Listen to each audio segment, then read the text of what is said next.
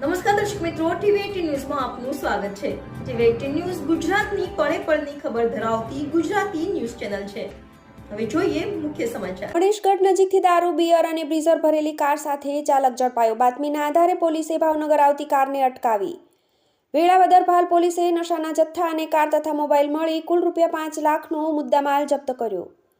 Bhavnagar Ahmedabad highway પર આવેલા ગણેશગઢ નજીકથી વિદેશી દારૂ, બિયર અને બ્રીઝર ભરેલી કાર સાથે વેળાવદર ભાલ પોલીસે કાર ચાલકને ઝડપી લીધો હતો। બનાવની વિગત એવી છે કે ભાવનગરની વેળાવદર પોલીસ મથકનો સ્ટાફ હાઈવે પર પેટ્રોલિંગમાં હતો ત્યારે બાતમી મળી હતી કે મહુવાના નીચા કોટડા ગામે રહેતો રાહુલ કાનાભાઈ સાંખટ કાર નંબર GJ05CM5955માં વિદેશી દારૂ ભરી અધેલાઈ તરફથી ભાવનગર તરફ આવી રહ્યો છે।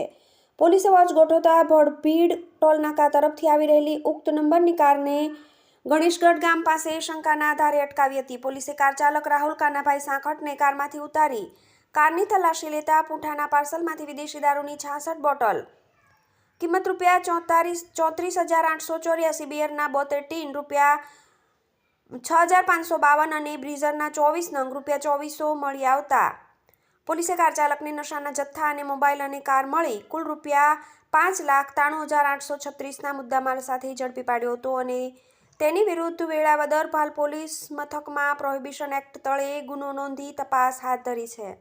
ટીવી18 ન્યૂઝ ભાવનગર।